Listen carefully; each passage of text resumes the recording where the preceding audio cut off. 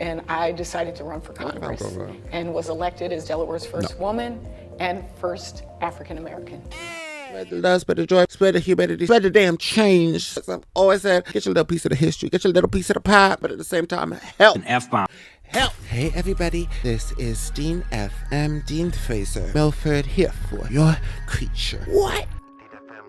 And today, I wanted to do another reaction video. This one's going to be to Senator Lisa Blunt Rochester's Legacy of Love.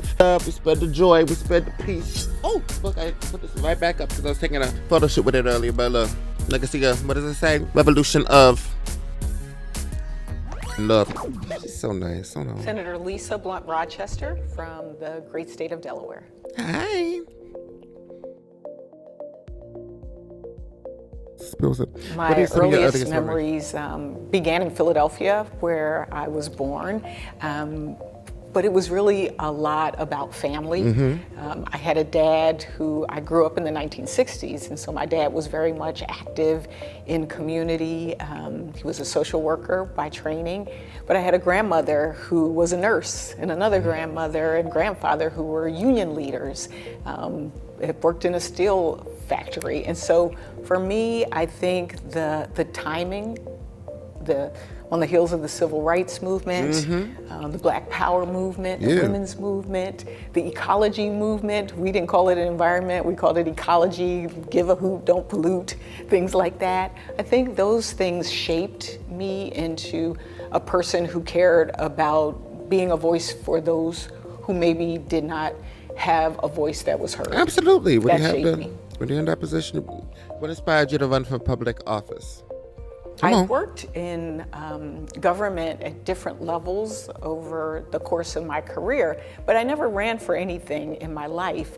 And it was after the unexpected and tragic death of my husband from blood clots that went to his heart and lungs that I was really in a very sad and dark place. And that whole year I just was wondering why. And I was on autopilot in the supermarket. There was a dad in front of me with 3 kids, and I saw him put back grapes because they were $9. And it just snapped me out of my own pain, and I just recognized that there were a lot of other people that were hurting or struggling or also in pain. And my city of Wilmington, where I grew up, in Delaware, was being called Murder Town because of gun violence. And I just thought of all these different things that were happening, and that I was going to be okay, but a lot of other people weren't, and that I was still alive and I could still serve. And so I decided, having never run for anything, over 50, a widow, didn't even know how to begin, that I'm going to run. And I decided to run for Congress and was elected as Delaware's first woman and first African American. I love it.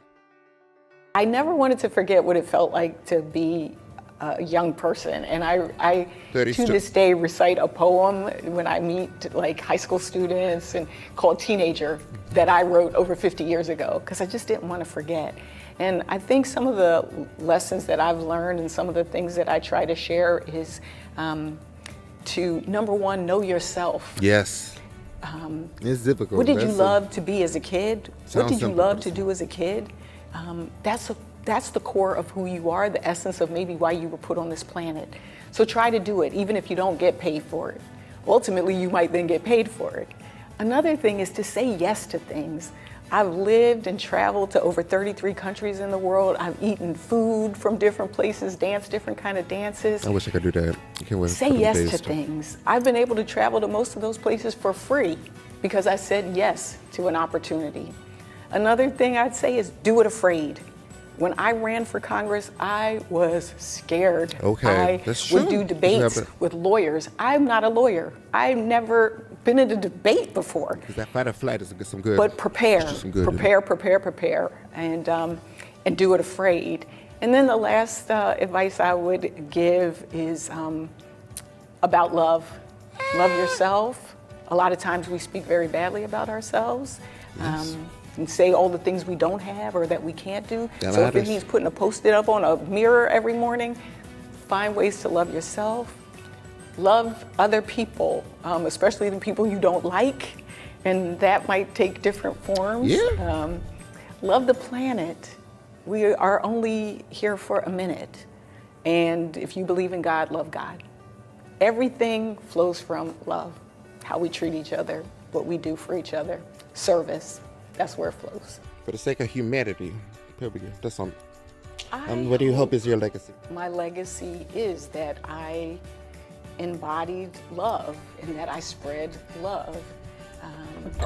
And that will manifest its way in different ways. Yes. One of the ways that I've been most proud of is bringing clean drinking water to communities in my state I feel that did not have Yeah. clean drinking water. And I'm not talking the 1930s or 40s, I'm talking the 2000s, And that's- families that didn't have especially if you're clean drinking it every day, water. yeah. To me, that exhibits love. I love working on jobs. I always say I was Secretary of Labor. If I had another name, it'd be Lisa Blunt Jobs Rochester, like another middle name. Because to me, people living their purpose it's so important. And to me, that is connected to love. Yeah. Housing is my #1 issue that I've been working on in the Senate. Yeah, but the government should be covering all this to begin with. So yeah, of Love them course. People, you don't want to see them unhoused.